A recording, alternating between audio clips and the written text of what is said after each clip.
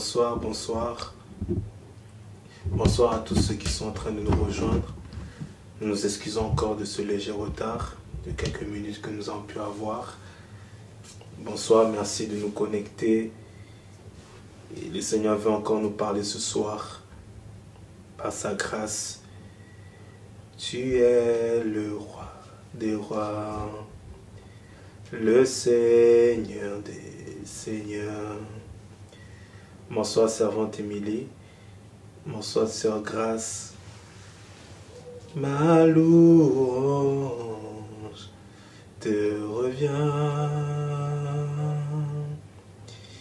Ma gloire te revient. Ma louange, Seigneur, te revient. Nous allons commencer dans quelques minutes. Ma gloire, bonsoir maman You, te revient. Alléluia. Merci Saint-Esprit pour ces instants. Père, tu es béni à jamais. Tu nous exauces et tu continueras à nous exaucer. Merci pour les temps dans lesquels nous sommes, Seigneur. Merci pour ta parole qui nous rafraîchit, qui nous bénit, qui nous édifie, qui encore ce soir va nous faire du bien. Tu nous apprends, tu nous équipes, tu nous corriges, ô Dieu de gloire. Merci Seigneur, ô Dieu de gloire, que de nous bénir ces instants. Nous avons besoin, réellement besoin de toi, précieux Saint-Esprit. Alors enseigne-nous, rafraîchis-nous, éduque-nous, équipe-nous, bénis-nous ces instants, dans le nom de Jésus-Christ. Amen. Amen. Gloire à Dieu.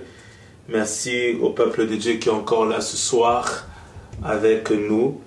Et en cette première semaine de déconfinement, nous bénissons le Seigneur de nous avoir prêté vie et de nous accorder encore sa grâce de pouvoir être là encore et partager sa parole. Depuis la semaine dernière, j'avais commencé une série d'enseignements. Pour ceux qui nous ont suivis depuis le mercredi, j'ai parlé sur les démons et leurs œuvres. Bonsoir maman Olga. J'ai parlé des démons et leurs œuvres. Le dimanche, j'avais poursuivi sur les 5 domaines, les 5 secteurs en gros, par où les démons combattent le plus les enfants de Dieu. Et ce soir, je veux continuer encore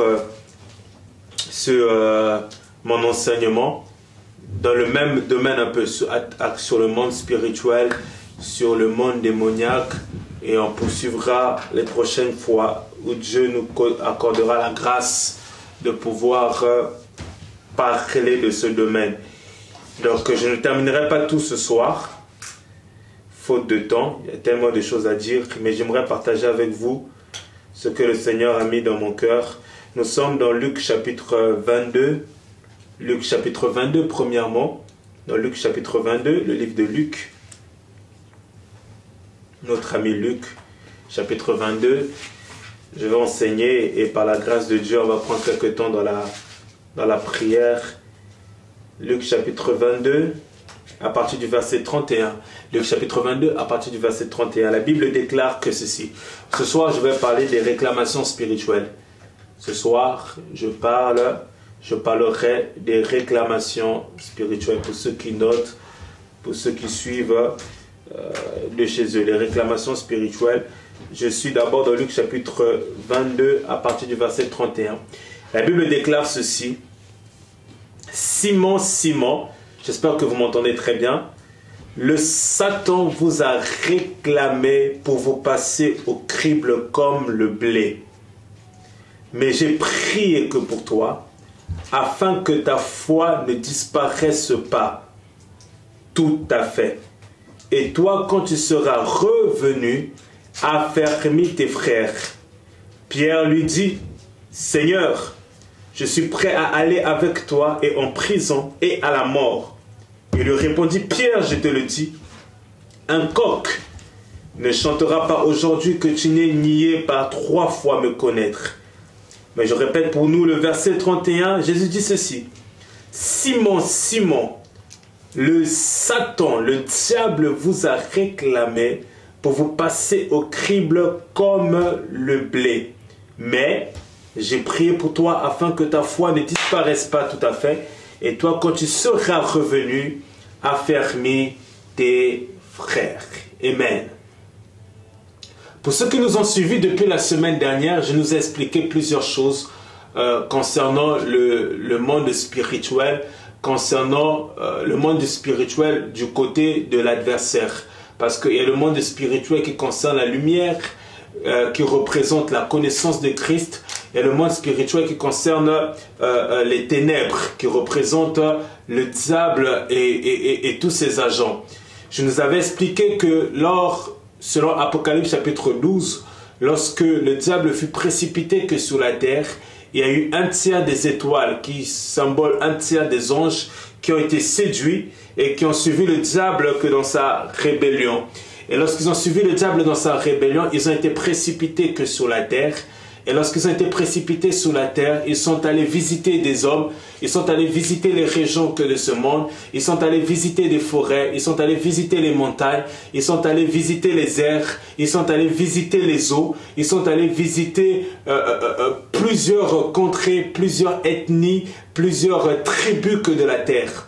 Et lorsque ces démons furent précipités et lorsqu'ils ont visité ces hommes-là, ils se sont fait passer, souvenez-vous, je vous avais donné un des objectifs des démons, c'est d'emmener l'adoration de l'homme envers leur créateur, envers leur Dieu, c'est-à-dire que le diable. Le but des démons, c'est d'emmener l'homme à adorer le diable.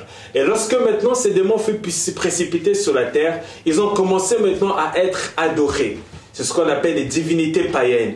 Ils ont commencé à être adorés. Dans plusieurs régions que de ce monde, vous allez voir qu'on adore des démons. On adore, les noms changent d'une contrée vers une autre, d'un pays vers un autre. Vous allez voir par exemple dans l'Afrique de l'Ouest et l'Afrique centrale, il y a par exemple le culte de Mami Wata, le culte de la sirène des eaux qui est beaucoup adoré. C'est un démon. Vous allez voir dans d'autres coins du monde, on adore tel démon. On adore le démon de la forêt, le démon de la fertilité. À l'époque même, on adorait les Baals, les démons de comment ça s'appelle, de la pluie et de la fertilité. Donc chaque région que dans ce monde, chaque population, ils ont un être qu'ils sont en train d'adorer. Suivez-moi très attentivement. Et ces populations-là font partie des civilisations. Ces civilisations-là sont le regroupement des familles. J'ai l'habitude de dire la première structure que Dieu a établie sur la terre n'est pas d'abord l'église, c'est d'abord la famille. Quand Dieu a établi sur la terre, il a tout créé, il a établi Adam et Ève, il a établi la famille et par la suite il y a eu des enfants et ainsi de suite. Et les enfants furent naître de cette famille-là. Dieu a d'abord donné à l'humanité la famille. Dieu est le Dieu des familles. Et de la même manière que Dieu bénit les familles, de la même manière que le diable cherche à détruire les familles, le diable cherche à maudire les familles, le diable cherche à pervertir et à éloigner les familles de la pensée que de Dieu. Voilà pourquoi vous allez remarquer dans Romains chapitre 1, à partir du verset 1, lorsqu'on nous parle de Christ, on dit que Christ est le fils de David selon la chair, mais il a été déclaré fils de Dieu par l'esprit de sainteté, par la résurrection par laquelle Dieu l'a fait passer. Donc Jésus avait deux dimensions.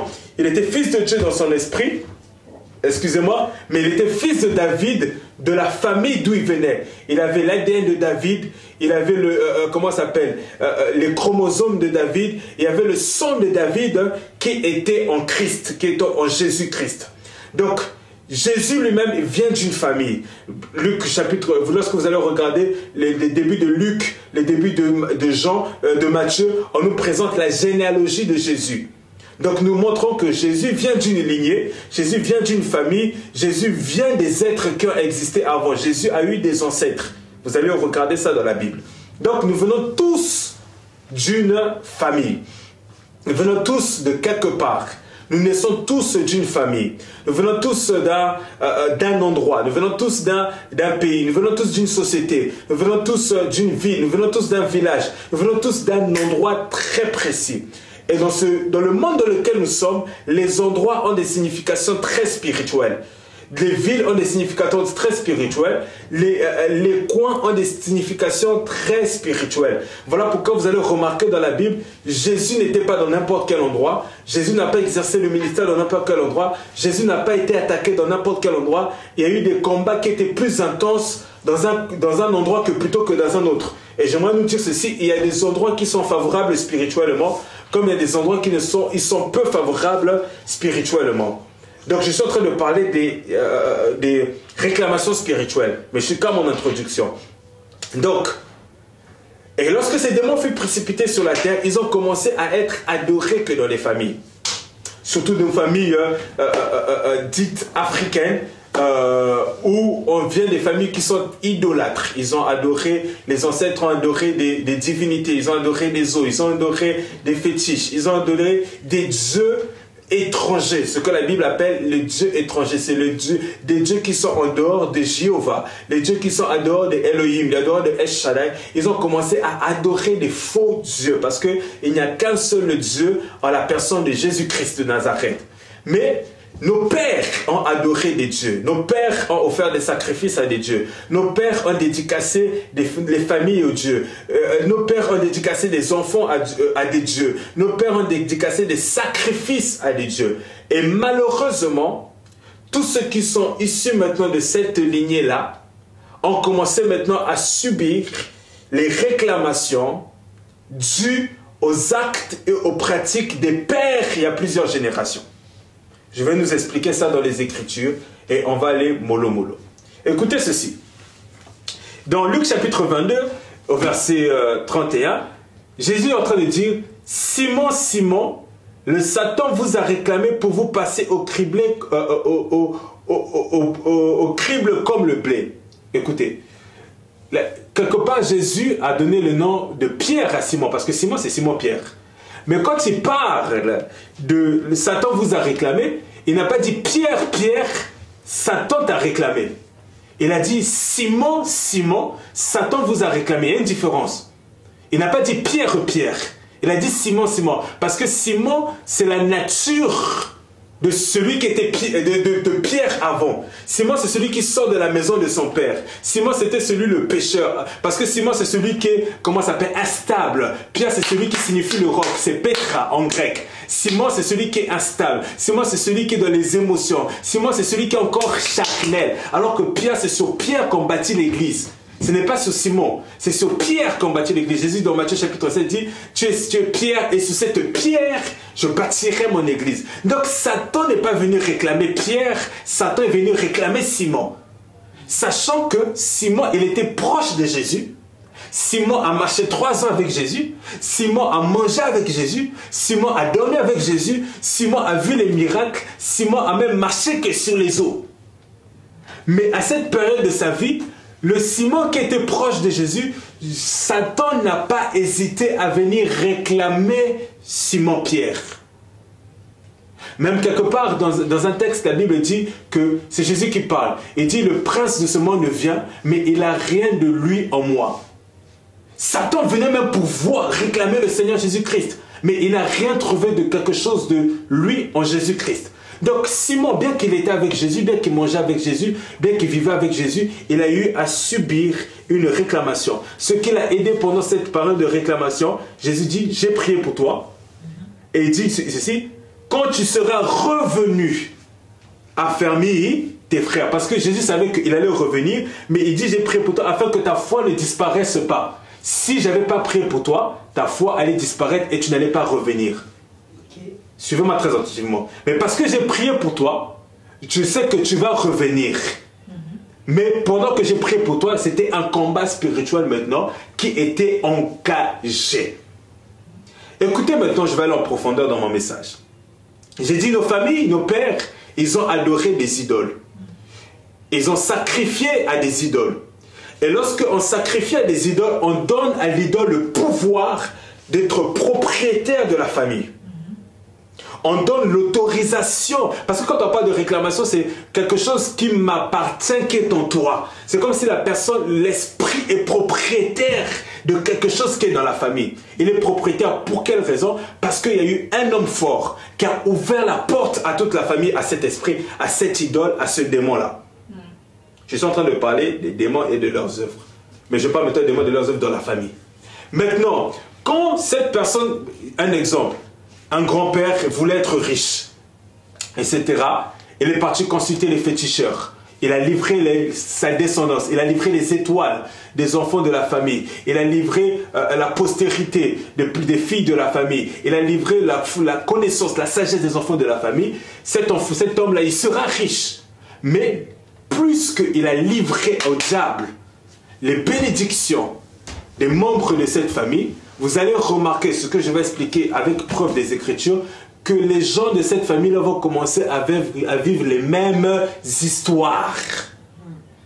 Parce que quelque part, il y a eu une porte qui a été ouverte, pas par leur propre vie, mais par un chef de famille qui a ouvert l'accès spirituel. C'est comme dans la Bible, on parle des Lévites. Les Lévites, ils ont reçu le sacerdoce. Dieu a dit, de tous les descendants des Lévites, ils seront quoi? Ils seront Lévites, ils vont porter le sacerdoce, ils seront des sacrificateurs. Donc tous ceux qui n'étaient des Lévites, tous ceux qui avaient le sang des Lévites, quelque part, Dieu venait les réclamer. Il disait que non, toi tu es né de Lévi, tu as le sang de Lévi, tu dois finir dans le temple. De la même manière que Dieu réclame ceux avec qui il a traité alliance, de la même manière que le diable aussi vient réclamer les gens avec qui ils ont été sous une alliance. Donc c'est comme ça que là cela se fonctionne. Voilà pourquoi la Bible nous déconseille d'avoir des relations avec le monde occulte. Peu importe par où nous pouvons passer. D'aller consulter les féticheurs, des traditions praticiens, de pratiquer la sorcellerie, la magie et autres. Parce qu'une fois que nous entrons dans ces sciences occultes, une fois que nous entrons dans ces choses-là, nous ouvrons des portes pour le reste de la famille. Donc comment ça se passe? C'est le chef de famille qui érige un autel dans la famille et qui adore cette idole. Et l'idole qui est adorée est nourrie que par des sacrifices. C'est là par exemple que dans cette famille, on va faire passer des enfants. Vous allez voir plusieurs morts.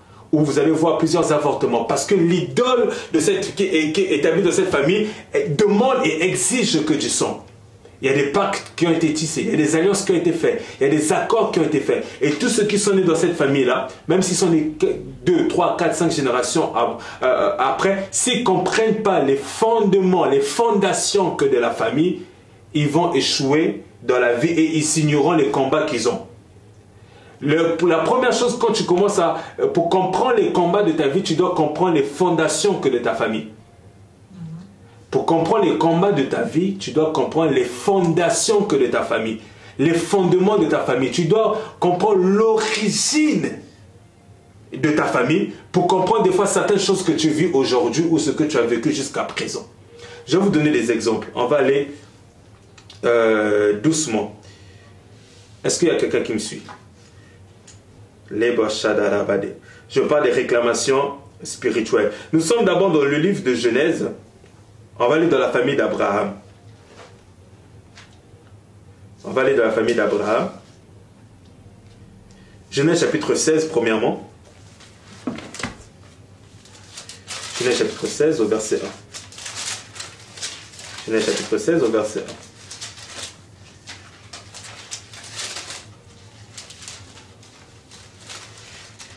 Mais je vais vous expliquer un truc avant que je puisse expliquer ce que je vais vous expliquer. Dans Genèse chapitre 12 au verset 1, à partir du verset 1, Dieu dit, on reste dans Genèse 16, mais je vais vous expliquer Genèse 12. Dieu dit à Abraham, quitte ton pays, n'est-ce pas? Quitte ta patrie, quitte la maison de ton père. Et va vers le lieu où, etc., où je t'enverrai, et là je ferai quoi? Je te bénirai. Dieu n'a pas commencé à bénir Abraham lorsqu'il était dans la maison de son père. Lorsqu'il était dans sa patrie. Non. Dieu a d'abord commencé à lui faire changer d'endroit géographique pour l'emmener à la bénédiction. Et la deuxième chose, Dieu lui dit, quitte ton pays, quitte ta patrie, quitte la maison de ton père. Normalement, la première chose, avant de quitter son pays, il doit d'abord quitter la maison de son père. Tu dois d'abord quitter la maison de tes parents. C'est là après tu quittes ton pays et ta patrie. Mais Dieu a conjugué les choses différemment. Il a dit, quitte ton pays, quitte ta patrie, mais à la finalité, c'est que tu dois quitter la maison que de ton père spirituellement. Pour quelle raison? Tu peux quitter le pays, tu peux quitter ta patrie, mais si spirituellement, même si tu te retrouves en Europe, aux États-Unis, en Afrique, en Océanie, spirituellement tu n'as pas quitté la maison que de ton père. La maison de tes idoles de la maison de ton père te réclameront toujours. Okay. Voilà pourquoi Dieu dit, quitte ta patrie, quitte ton pays, mais finis par quitter la maison de ton père. Beaucoup de personnes ont quitté physiquement la maison familiale, mais ils n'ont pas quitté spirituellement la maison familiale parce qu'il y a encore ces autels qui réclament. Donc la première chose que Dieu dit à Abraham, c'est de faire quoi? Quitter. Et lorsque Abraham quitte, Abraham prend Lot, Abraham prend sa femme. Regardez, je vais vous montrer une chose qui s'est répétée dans la famille d'Abraham, des générations en génération, et les réclamations spirituelles qu'ils ont subies. Genèse chapitre 1, non, Genèse chapitre 16, à partir du verset 1. La Bible dit, suivez très attentivement, Sarai, femme d'Abraham, ne lui avait pas donné d'enfant. Elle avait une servante égyptienne du nom de Agar.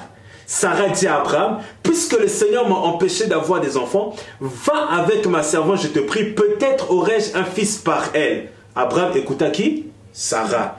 Genèse chapitre 25, Genèse chapitre 25, verset 19. Genèse chapitre 25, verset 19. Écoutez. Voici, là, on parlait d'Abraham, hein? Là, Abraham est déjà mort. Là, maintenant, on parle de Isaac, son fils. Voici la généalogie de Isaac, fils d'Abraham. Abraham engendra Isaac. Isaac avait 40 ans quand il prit pour femme Rebecca, fille de Bethuel, l'araméen de Pada Aram et sœur de Laban, l'araméen. Isaac intercéda auprès du Seigneur en faveur de sa femme, car elle était quoi? Stérile. Et le Seigneur se laissa fléchir. Rebecca, sa femme, fut enceinte. Les enfants se heurtaient en elle et dit, pourquoi cela m'arrive-t-il? Elle alla consulter le Seigneur. Nous allons prendre Genèse chapitre 30, verset 1. Genèse chapitre 30, verset 1. Suivez-moi très attentivement. Genèse chapitre 30, verset 1, la Bible dit quoi? Lorsque Rachel vit qu'elle ne donnait pas d'enfant à qui? À Jacob. Jacob qui est fils de descendant d'Abraham. Elle fut jalouse de sa sœur. Rachel dit à Jacob, donne-moi des fils, sinon je vais mourir. On s'arrête là, premièrement. Vous avez vu clairement avec moi dans Genèse chapitre 16, verset 1, Genèse chapitre 25, verset 19, Genèse chapitre 30, verset 1, qu'il y a eu un problème au niveau de la famille d'Abraham, au niveau de la maternité. Premièrement. Abraham, dans Genèse chapitre 12, Dieu lui dit quitte. Abraham, il quitte avec Sarah. Mais vous allez remarquer dans le couple d'Abraham et Sarah, il y a eu la complication au niveau des grossesses. Sarah a telle enceinte que Sarah dit à Abraham, etc., que prends ma servante Agar, etc., j'aurai un enfant au travers d'Agar.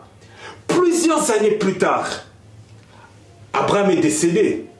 Isaac a grandi, Isaac va se marier, et dans le mariage d'Isaac, Rebecca n'a pas encore d'enfant, telle enceinte que Isaac était obligé d'intercéder en faveur de Rebecca, et Dieu donna maintenant un enfant donne des enfants à Rebecca, Ésaü et Jacob.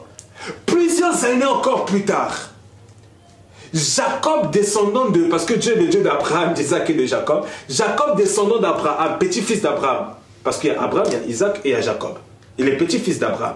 Jacob arrive dans son mariage. Déjà, il ne veut pas, comment ça s'appelle? Il ne veut pas Léa, il préfère Rachel. Mais quand il va dans le mariage avec Rachel, pendant un moment dans le mariage, elle n'arrivait pas à concevoir. Jusqu'à ce que Dieu ait visité Rachel. Donc vous allez remarquer que dans la famille d'Abraham, de Abraham jusqu'à ses petits-enfants, il y a eu le problème au niveau de la maternité. Et ça montrait les fondations, parce que souvenez-vous que le père d'Abraham, Térak, était un idolâtre, C'est pour cela que Dieu dit à Abraham, quitte ton pays, quitte ta patrie, quitte la maison de ton père. Parce que le Dieu que le père d'Abraham est en train d'adorer, c'était un Dieu étranger. Ce n'était pas le Dieu d'Israël. Vu que Dieu voulait commencer une nouvelle histoire avec Abraham, il devait faire quitter Abraham plusieurs choses. Et vous allez remarquer dans la famille d'Abraham, il y avait ce problème-là. Il y avait ce problème-là au niveau de la maternité. La femme d'Abraham, Sarah, elle a eu des problèmes de conception.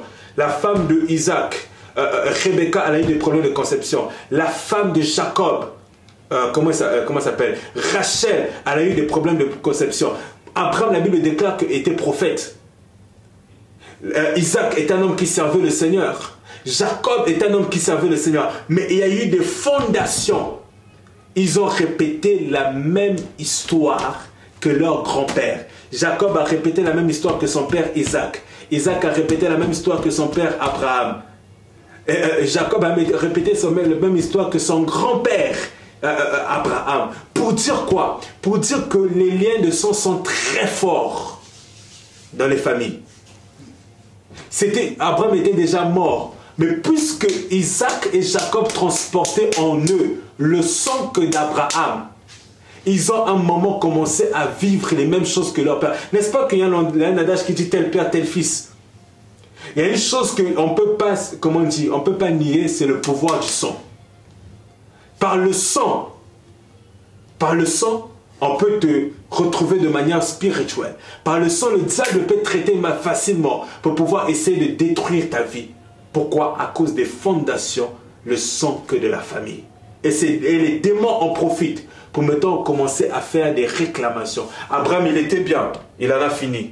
Isaac s'élève quelques années plus tard, les démons de la famille viennent maintenant réclamer. Il a eu un combat au niveau de la maternité, Dieu a exaucé. Quelques années plus tard, Jacob de même, des nouveaux combats de la maternité, Dieu a exaucé. Mais il y avait des réclamations très fortes dans cette famille-là. Et voilà un des signes que vous allez voir que dans votre famille et dans votre vie, vous vivez des réclamations quand vous allez commencer à constater une répétition des choses.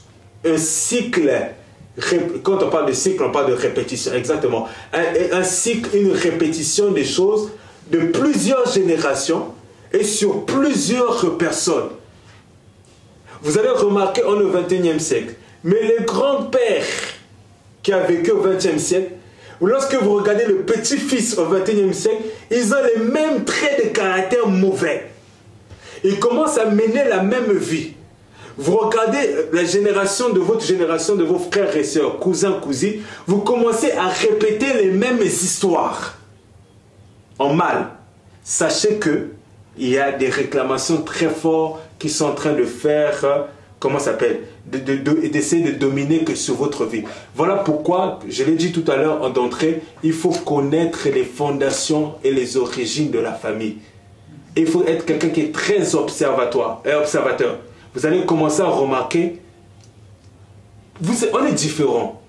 Même, on le dit souvent, même deux jumeaux, ils sont toujours, comment ça s'appelle, il y a toujours une différence. Mais comment se fait-il que c'est ton frère ou ta soeur, ton cousin ou ta cousine, qui est dans un autre pays, qui est dans une autre société, qui est dans un autre mode de vie, mais quand on prend cette personne, on te prend en même temps, on prend une autre personne, vous êtes en train de répéter les mêmes histoires. C'est que quelque part, c'est les liens de sang qui sont très forts. Et il faut combattre dans la prière pour pouvoir s'en débarrasser. Vous allez voir dans certaines familles, etc., telle tante est morte à 40 ans, cancer. Telle personne, personne dépasse 40 ans, il meurt toujours de cancer. L'autre, il arrive à 38 ans, 39 ans, 39 ans, on a l'impression qu'il a atteint 40 ans, mort de cancer. Mort de ceci. Vous allez voir, dans certaines familles, tel frère, très intelligent, très brillant, de grandes connaissances, mais n'arrive pas à percer dans la vie. Vous regardez, telle sa sœur va répéter la même histoire. Le petit frère va répéter la même histoire. Le grand frère va répéter la même histoire. Les cousins vont commencer à répéter la même histoire. Il faut savoir que dans le monde spirituel, je l'avais expliqué un jour ici, il n'y a jamais quelque chose au hasard. Il y a toujours le lien de cause à effet. Quand vous commencez à répéter les mêmes histoires en mal que les membres de votre famille, vous devez vous asseoir et vous poser des questions. Les choses que je suis en train de parler, ce sont des choses qui sont très spirituelles et des choses qui sont vraies. Donc vous avez vu premièrement dans la famille d'Abraham, il y avait le problème au niveau de la conception des enfants. Je vais vous montrer un deuxième signe. Genèse chapitre 12, verset 12. Genèse chapitre 12, verset 12. Genèse chapitre 12, verset 12. Qu'est-ce que la Bible dit? Genèse chapitre 12, verset 12. La Bible dit ceci. Quand les Égyptiens te verront Ils diront, c'est sa femme. Ils me tueront et toi, ils te laisseront la vie. Dis que tu es ma sœur, je te prie, afin que je sois bien traité à cause de toi et que grâce à toi, j'ai la vie sauve. Ok. Prenez avec moi Genèse chapitre 26, verset 7. Genèse chapitre 26, verset 7. Genèse chapitre 26, verset 7. La Bible dit quoi? Je vais lire pour vous. Genèse chapitre 26, verset 7. La Bible dit, verset 7. Lorsque les hommes du lieu posaient des questions sur sa femme, en parlant d'Isaac, ils disaient, c'est ma sœur. Il avait peur de dire, c'est ma femme, de craindre que les hommes du lieu ne le tuent à cause de Rebecca, car elle était belle. Et retenez aussi que Rebecca était belle. Je vais revenir à un troisième point. Et Genèse chapitre 50, verset 15. Genèse chapitre 50, verset 15.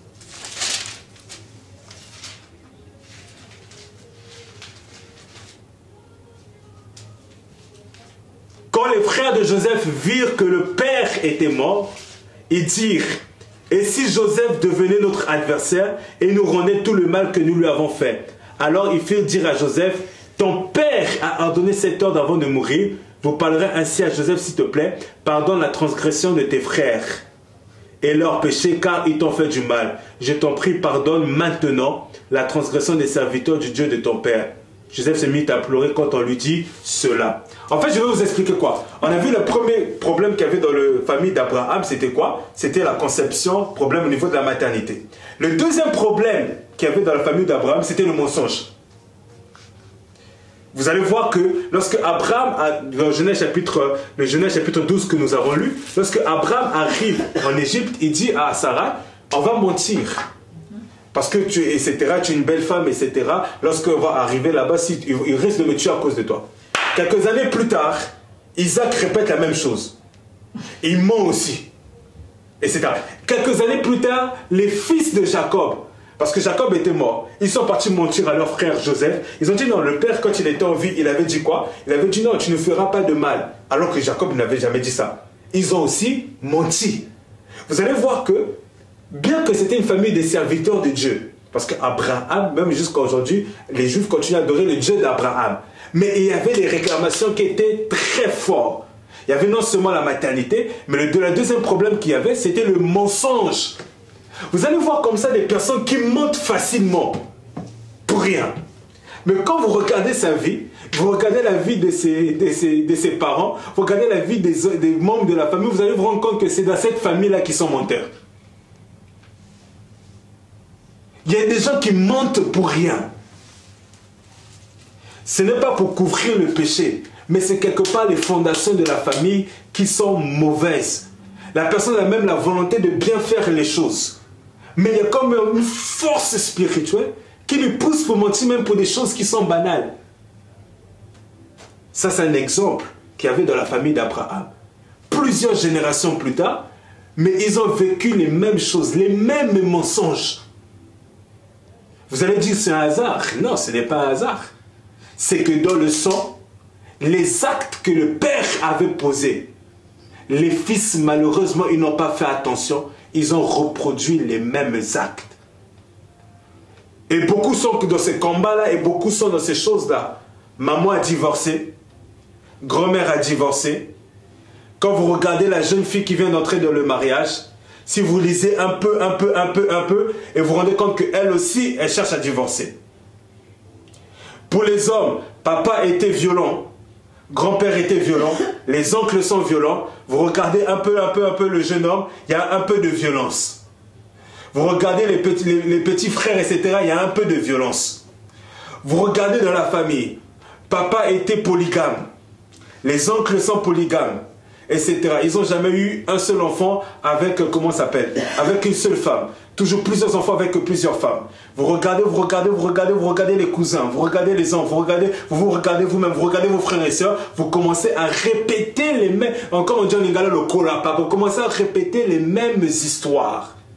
Pourquoi? C'est que le pouvoir que tu sens, c'est des choses des fois que tu n'as pas envie de faire, mais c'est comme il y a une force il y a une puissance qui te pousse à répéter la mauvaise histoire de ceux qui t'ont précédé. Vous allez voir, papa finit sa vie dans l'alcool, déprimé, il est mort très jeune, on va dire la cinquantaine, etc. Vous allez voir les enfants qui sont nés de cette famille-là ou de ce père-là, eux aussi commencent à vivre la même histoire. C'est quoi? Ils ont fini dans l'alcool et ils ont décédé de l'alcool.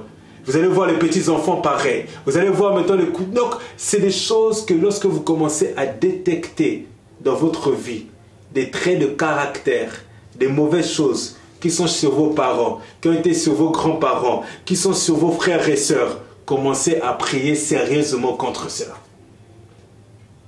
Bien aimé, nous devons prendre au sérieux nos origines et d'où nous venons. Si nous venons des familles ou nous venons des endroits où des fondations spirituelles sont mauvaises, si déjà tes parents, un exemple, tes parents ne sont jamais mariés, ou ils se sont mariés, ils ont fini par divorcer, fais très attention dans ton mariage parce que ça va te suivre. Tu viens d'une famille où, lorsque vous touchez de l'argent, à peine, etc., l'argent finit très vite. Fais très attention, tu peux gagner 10 000 € que par mois, mais ton argent, tu ne vas jamais rien faire de bon avec. Il faut faire très attention. Donc, quand tu sais que certaines choses qu'il y a dans la famille, tu dois prendre ta vie spirituelle et ta vie de prière et de crainte de Dieu sérieux, de manière sérieuse. Parce que tu risques de répéter la même histoire. Et le diable n'a pas peur de nos titres, n'a pas peur, s'il n'a pas hésité à réclamer, même Moïse, dans Genèse chapitre 49, on parle de la famille de Lévi. La famille de Lévi, c'était une famille qui était colérique. On a dit dans leur colère, ils ont tué, comment ça s'appelle? Ils ont tué des personnes, je vais lire pour vous, Genèse chapitre 49, pour que vous puissiez comprendre ce que je suis en train de dire. Genèse chapitre 49, la bénédiction de Jacob, je vais vous lire la bénédiction de Lévi. Qu'est-ce que ce que Jacob dit sur Lévi? Genèse chapitre 49, verset 5, il dit ceci. Siméon et Lévi sont frères, leurs glaives sont des armes de violence, que je n'entre pas dans leur complot, que je n'unisse pas dans leur assemblée, car dans leur colère, ils ont tué des hommes, et dans leur caprice, ils ont coupé les jarrets de bœuf. Maudite soit leur colère, car elle est violente, et leur emportement, car il est cruel. Je les diviserai en Jacob et les disperserai en Israël. Donc, quand Jacob est en train de voir ses fils, il est en train de regarder Lévi, il voit en Lévi une très grande dimension de colère par rapport à ses frères. Parce que c'est les Lévi qui sont partis tuer les gars qui ont violé leur sœur Dina. Et de qui est sorti Lévi? Est sorti Moïse. Moïse était un homme colérique bien qu'il était prophète. Moïse l'a tué un homme dans la colère lorsqu'il était en Égypte. Il a fui à Madian. Et s'il y a une chose qui n'a empêché Moïse d'entrer à Canaan, c'était rien d'autre que la colère. Moïse n'a pas pris la femme de quelqu'un. Moïse n'a pas volé l'argent des dîmes et des offrandes. Moïse, ce qui l'empêchait d'entrer à Canaan, c'était la colère. Et Moïse était un descendant de Lévi. Donc, dans son sang, il y avait la colère. Nous regardons déjà dans son passé. Quand il a tué un meurtrier, il était déjà quelqu'un de colérique. Et il était converti, il était prophète, il a manifesté de la colère. Moïse, même quand il est descendu de la montagne, je ne sais pas si vous avez déjà lu ce texte-là, dans la montagne, quand il a vu le peuple en train d'adorer des faux dieux, Moïse a fait quoi? Il a pris les tables de la loi. Il les a brisés. Dans la quoi? Dans la colère. Il n'était pas spirituel. Il était spirituel. Il revenait de 40 jours de jeûne et prière. Mais le sang a réclamé. Et Moïse a agi avec colère. Est-ce que vous me suivez?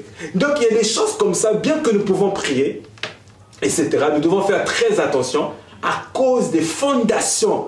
Parce que les idoles qui régissent nos familles, les démons qui sont adorés dans nos familles, ils chercheront toujours à réclamer, à détruire les descendants de ceux qui vont sortir de cette famille. Nous sommes dans la famille d'un homme qui s'appelle Abraham, un homme qui est très spirituel, un homme qui est, comme la Bible l'appelle, etc., prophète de Dieu. Donc ce n'était pas n'importe quel homme, c'était un homme qui servait le Seigneur. Mais dans sa famille, il y a eu des réclamations spirituelles. Regardez une autre chose que je vais expliquer pour vous, pour gagner du temps. On a lu tout à l'heure, quand la Bible parle de Sarai, Abraham avait peur que Sarai puisse aller en Égypte avec lui. Pourquoi? Parce que Sarai était belle. N'est-ce pas? Elle était belle de visage et de taille, la Bible dit. Lorsque nous avons lu de Isaac, Rebecca était une fille qui était belle. Aussi, parce que Isaac avait aussi peur, parce qu'à cause de la beauté de Rebecca. Et lorsque Jacob arrive pour épouser Rachel, il ne voulait pas Léa parce que Léa n'était pas à son goût. Léa n'était pas belle comme Rachel était. Rachel était plus belle que que Léa. Etc. Et quand Jacob a vu la beauté de Rachel, la beauté de Rachel lui a plu. Pour expliquer quoi? Il y avait une troisième chose dans la famille d'Abraham, c'était les traits de caractère, c'était des hommes qui aimaient des belles femmes. Je n'ai pas dit que, comment ça s'appelle? Il faut me comprendre clairement. Je n'ai pas dit qu'un homme ne peut pas aimer des belles choses, non. Mais vous avez une sensibilité à aller vers un certain type de femme. Celle qui était belle de figure et de taille. Vous allez voir, vous allez remarquer comme ça, tous les hommes de cette famille-là, ils ont marié un certain type de femme. Il y a par exemple dans certaines familles, les hommes, ils aiment que c'est des femmes qui sont claires et un peu fortes. D'autres, des femmes qui sont claires et un peu minces. D'autres, mais tu regardes le père, comment s'appelle, la femme qui a épousé la maman, tu regardes l'enfant, le genre de femme qu'il aime, tu regardes les frères et soeurs, le genre de femme qu'il aime, tu regardes les cousins, le genre de femme qu'il aime, tu vas remarquer, nous allons remarquer, c'est toujours la même chose. Si papa a aimé ce genre de femme, l'enfant va aimer aussi pratiquement les mêmes genres de femmes. Pareil pour les petits-enfants, pareil pour les frères et sœurs et les cousins. Dans la famille d'Abraham, c'était une famille qui aimait les belles femmes. Vous allez voir, il y a des gens comme ça qui prient, qui sont mariés ou qui sont fiancés ou qui sont engagés dans une relation, mais ils n'arrivent pas à supporter la présence des belles femmes. Il peut aimer sa femme, il peut tout donner à sa femme, mais lorsqu'il rencontre une belle femme qui est une très belle femme, il ne restera pas tranquille, parce qu'il y a des fondations de la famille qui poussera toujours à aller vers les très belles femmes. Ce n'est pas pour encourager le mal ni le péché. Non. Mais des fois, lorsqu'un mal est fait quelque part, il faut comprendre spirituellement, qu'est-ce qui a poussé la personne à pratiquer tel acte. Vous allez voir, il y a certaines familles, il y a des personnes, il y a des gens comme ça. Vu que dans leur famille, il y a ce mal de rester, comment ça s'appelle, avec une seule femme. Un exemple, vous allez voir des hommes qui sont mariés, qui craignent Dieu, qui sont même serviteurs de Dieu. Mais à cause des fondations très fortes de leur famille, ils n'arrivent pas à se contenter d'une seule femme. Ils vont toujours aller vers 2, 3, 4, 5 femmes. Lui-même, tu vas lui poser la question, mais pourquoi tu arrives là? Il aime sa femme, il aime ses enfants, mais il va te dire, je ne sais pas, il y a quelque chose qui me pousse à aller voir toujours dehors. Quelque part, il faut prier pour cette personne parce qu'il y a des très forts combats, très fortes réclamations dans la vie de la personne de manière spirituelle pour empêcher cette personne d'avancer. Parce que les réclamations ont pour but de te ramener toujours vers l'arrière, ont pour but de t'empêcher d'avancer, ont pour but de te stagner, ont pour but de te ramener vers les choses anciennes, les choses que tu as vomies, les choses que tu as abandonnées, les choses que tu as laissées. Il y avait la stérilité dans la famille d'Abraham. Il y avait le mensonge dans la famille d'Abraham et il y avait aussi ce goût-là, etc., des très belles femmes. Jacob, quand il est arrivé dans la maison de Laban, il n'a pas cherché n'importe quelle femme. Hein. Il a vu Rachel, il a dit, c'est ce genre de femme que j'aime. Et si vous remarquez, Rachel avait les mêmes traits de caractère, pareil que Rebecca, était pareil que Sarah. C'était des femmes belles de figure et de taille. Ça veut dire, elles avaient le visage qui allait, elles avaient le corps qui allait. Poliment, la Bible disait belle de figure et de taille. En fait, ça voulait dire ceci. Ça voulait dire cela. Donc, vous voyez que c'était des 3 personnages de plusieurs générations, plusieurs années plus tard. Ils ont vécu des choses différentes, mais ils se sont rejoints dans plusieurs choses. Parce que les liens de famille sont très forts. C'est dans le sang. C'est une question de sang. Est-ce que quelqu'un me suit? Vous allez remarquer une 4e chose dans la famille d'Abraham.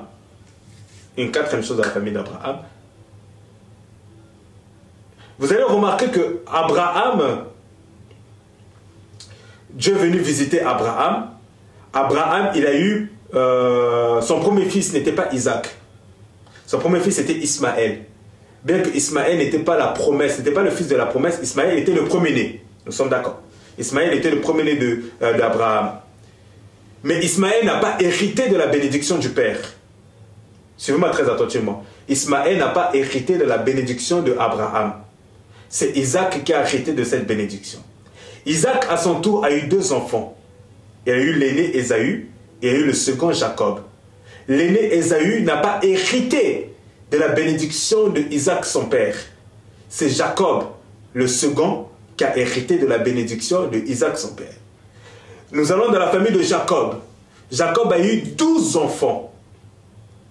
Parmi ces 12 enfants, le premier c'est Ruben.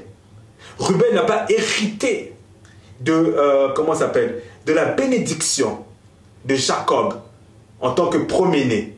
C'est Joseph qui a reçu cette bénédiction-là.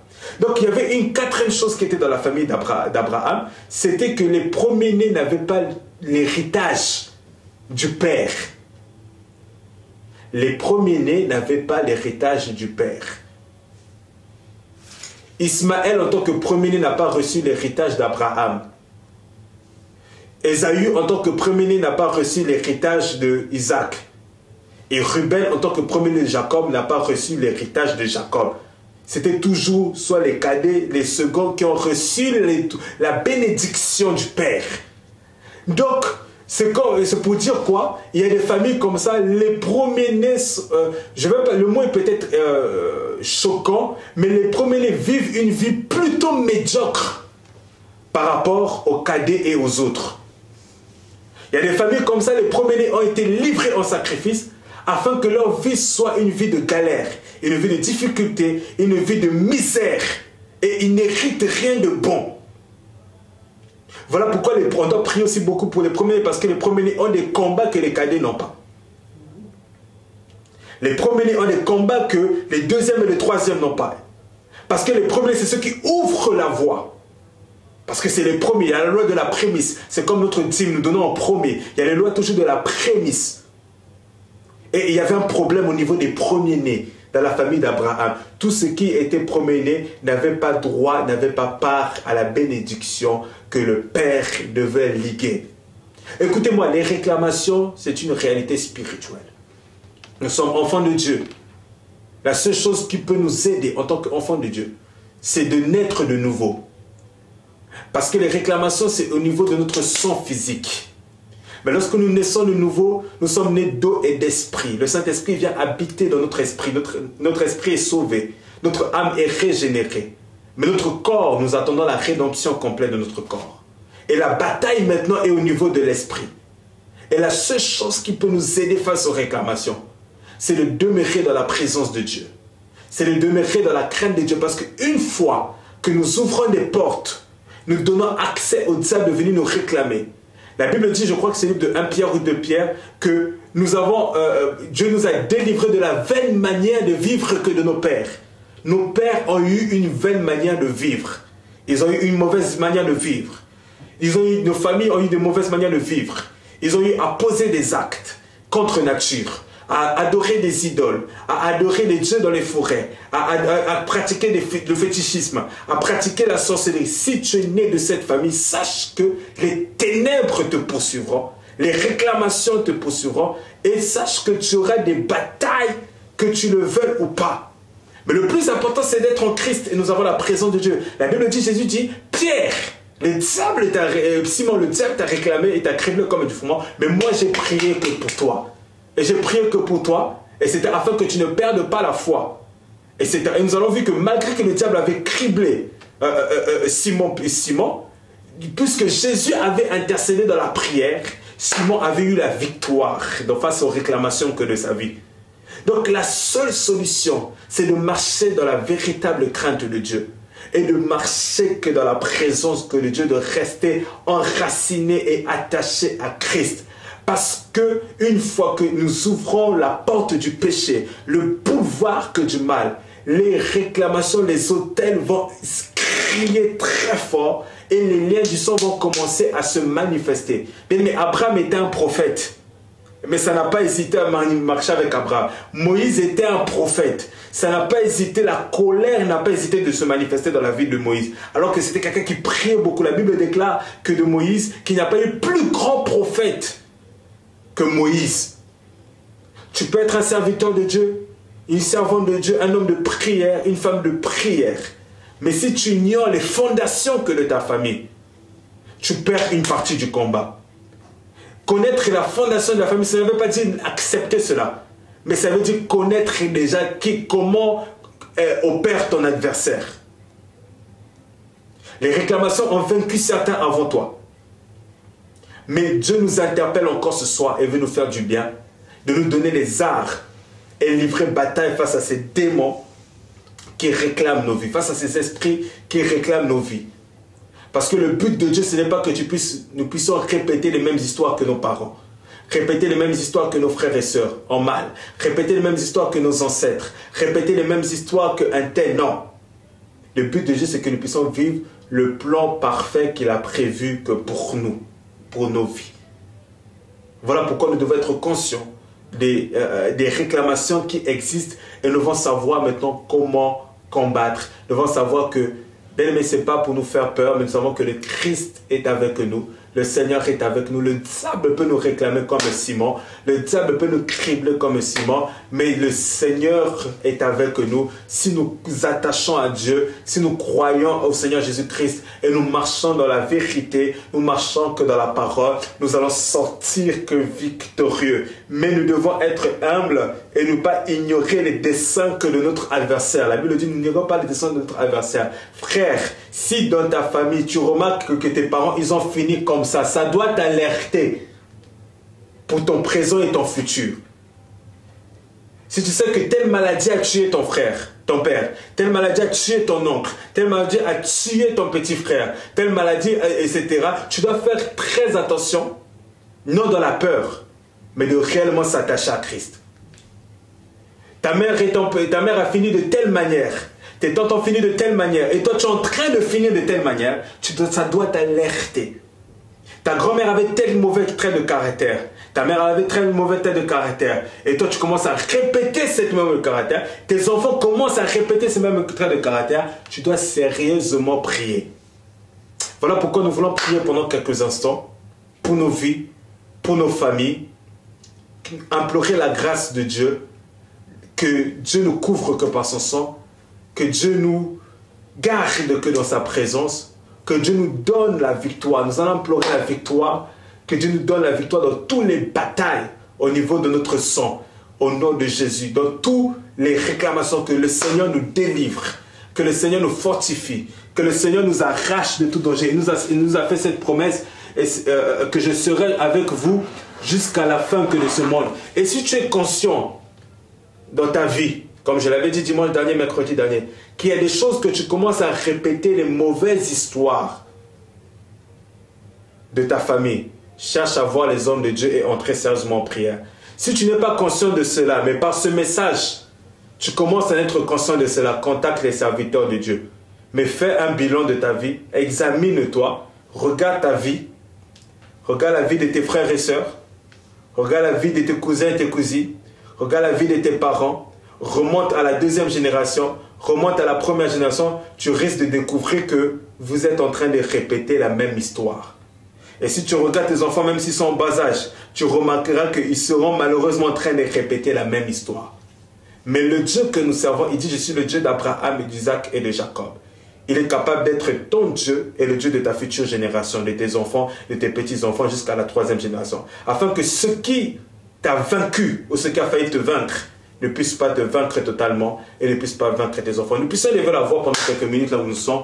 Prions au nom du Seigneur Jésus-Christ, implorant la victoire, implorant la grâce de Dieu, la miséricorde, et que Dieu nous délivre et que le sang de Jésus puisse neutraliser dans nos sangs les mauvaises choses qui nous réclament, les mauvaises choses qui dominent encore, le trait de caractère que nous avons, etc., qui nous commence à se manifester très souvent alors que ça ne nous ressemble pas. La vie que nous commençons à mener qui ne nous ressemble pas. Les actes que nous commençons à poser qui ne nous ressemblent pas. Quelque part, tu es en train de vivre les réclamations qui sont très fortes. Au nom de Jésus, nous sommes en train de prier. Prie pour ta vie, prie pour ton caractère, prie pour tes enfants, prie pour ton mariage, prie pour ta famille, prie pour ton business, prie pour cela pendant quelques minutes que je te donne, afin que tu ne puisses pas vivre les mêmes histoires que les autres. Ton grand-père avait beaucoup d'argent, mais n'a rien fait de cet argent, n'a jamais construit. Pareil pour ton père et pareil pour toi. Tu peux toucher de l'argent, mais ça finit toujours dans des bêtises. Mais prie que le Seigneur puisse te faire grâce, que tu sois libéré de tout cela au nom de Jésus-Christ. Nous sommes en train de prier.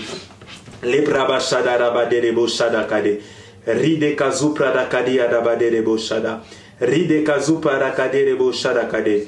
Ride kazu prada kadi akade zekelebo. Rada kazu prada kadi abade rebo shadaka.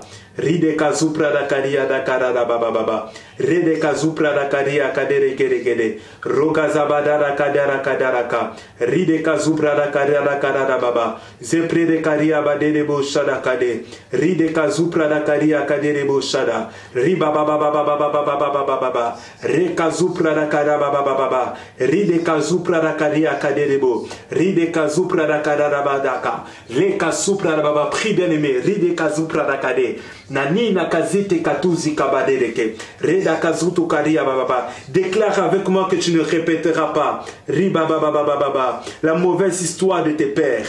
Ride kazutu baba. Tu ne répéteras pas. Riba baba baba. La mauvaise histoire que de la famille. Reda baba baba. Avec toi les choses seront différentes. Ride kazata kaba. Avec toi les choses seront différentes. Riba baba. Avec toi les choses seront différentes. Riba baba. Si le mariage de tes pères, rabababa, on finit que par le divorce, ribababa, mais avec toi les choses soient différentes, ridabababa. Si dans ta famille, ribababa, les gens ne progressent pas, rabababa, les gens ne touchent pas une certaine somme d'argent, ribababa, mais déclare qu'avec toi ça sera différent, ribababa. Si les gens ne se marient pas, si les gens n'enfantent pas, si les gens ne vont pas loin, si les premiers-nés ne progressent pas et ne brillent pas, mais qu'avec toi les choses soient différentes. Rabababa, mais que toi tu puisses commencer une nouvelle histoire dans la famille. Déclare cela avec moi au nom de Jésus. Déclare cela avec moi au nom de Jésus. Je veux voir quelqu'un qui déclare avec foi, qui prie avec foi là où elle est, qui prie avec foi pour sa famille, qui prie avec foi que pour ses enfants, qui prie avec foi pour sa future. Au nom de Jésus-Christ. Ride kazutu karababa. Au nom de Jésus-Christ. Regazata kade. Au nom de Jésus-Christ. Au nom de Jésus-Christ, ribababa, je fais taire la voix du son, je fais taire la voix du son, ribababa, je fais taire la voix du son, ribababa, je fais taire la voix du son, rabababa, qui crie contre ma vie, rabababa, pour me ralentir, rebasande, pour me détruire, pour me déstabiliser, rabasande, mais je déclare que je suis différent, puisque je suis enfant de Dieu, puisque je suis enfant de Dieu, le sang de Jésus coule en moi. Le sang de Jésus coule en moi. Le sang de Jésus coule en moi. Le sang de Jésus coule en moi. Et je ne répète pas la mauvaise manière de vivre que de mes pères. Au nom de Jésus. Au nom de Jésus-Christ. Au nom de Jésus-Christ. Au nom de Jésus-Christ.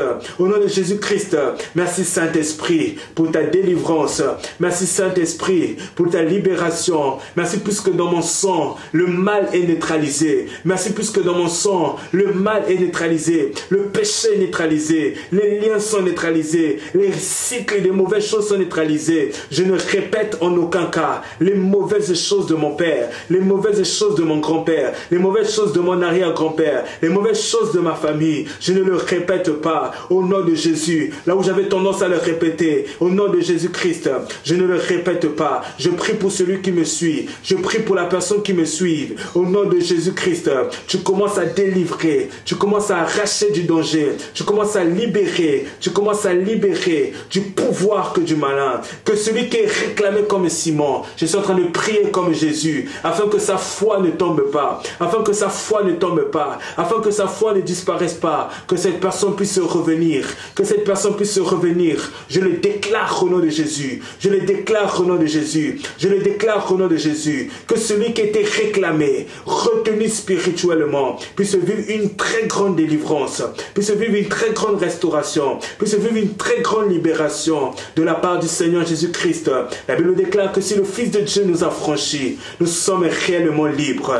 Nous sommes réellement, ce que j'aime c'est le réellement. Avec toi nous sommes réellement libres. Alors tu libères les vies, tu libères les destinées, tu libères du pouvoir de l'envoûtement, tu libères du pouvoir de l'occultisme, tu libères du pouvoir que du mal, du pouvoir que du sang. Au nom de Jésus-Christ, nous sortons de nos patries, nous sortons de la maison de nos pères, et nous sortons de la maison de nos pères, nous sortons de la maison de nos pères. Je déclare que moi, je veille, je serai différent, je suis différent, je serai différent, je ne finirai pas mal, je serai différent, je ne reproduirai pas les mêmes actes, je serai différent. Au nom de Jésus-Christ, déclare avec moi, mets ton nom, dis que tu seras différente, dis que tu seras différent. Si tes autres, ils ont mal fini, mais toi, tu seras différent. Dis au diable, mais avec toi, les choses seront différentes. Dis à ces aimants-là, avec toi, les choses seront différentes. Si eux, ils ont fini dans l'alcool, ils ont fini dans la polygamie, ils ont fini dans la détresse, ils ont fini dans le divorce, ils ont fini dans des choses bizarres, mais toi les choses soient différentes, parce que le Seigneur est avec toi, parce que le Seigneur est avec toi, parce que le Seigneur est avec toi. Dis-le au nom de Jésus-Christ. Je dis au nom de Jésus-Christ, moi je veille, je suis différent, je serai différent tout au long de mon parcours, je manifesterai la différence au nom de Jésus-Christ, au nom de Jésus-Christ, puisque je suis la lumière au sein que de ma famille. Les ténèbres se plient au devant de moi, les ténèbres s'inclinent au devant de moi, même si j'ai le sang de ma famille, mais à cause de mon alliance, à cause de ma filiation avec le Seigneur Jésus-Christ, je bénéficie du sang de l'agneau, je bénéficie du sang de l'agneau, et j'invite le sang de l'agneau dans mon sang, afin de m'affranchir, de me délivrer dans mon sang, les mauvaises choses, là où je commençais à répéter, les mauvais traits de caractère, au nom de Jésus-Christ, le Seigneur me libère, les mauvais actes, au nom de Jésus-Christ, le Seigneur me libère. Merci Saint-Esprit. Merci ô Dieu, merci pour ta grâce, merci pour ta faveur, au nom de Jésus, au nom de Jésus, au nom de Jésus, ma vie est différente, au nom de Jésus, mes enfants seront différents, au nom de Jésus, mes petits-enfants seront différents, au nom de Jésus, la 4e génération sera différente, au nom de Jésus, le Dieu de leur Père que je suis, Rabababababa, sera leur Dieu, ils marcheront de manière différente, je le déclare, au nom de Jésus-Christ. Merci Saint-Esprit pour ces moments. Merci pour ta grâce. Merci pour ta visitation. Tu continues à nous faire du bien. Tu continues à nous bénir. Que toute la gloire te soit rendue. Dans le nom de Jésus-Christ. Dans le nom de Jésus-Christ. Amen. Soyez bénis au nom de Jésus.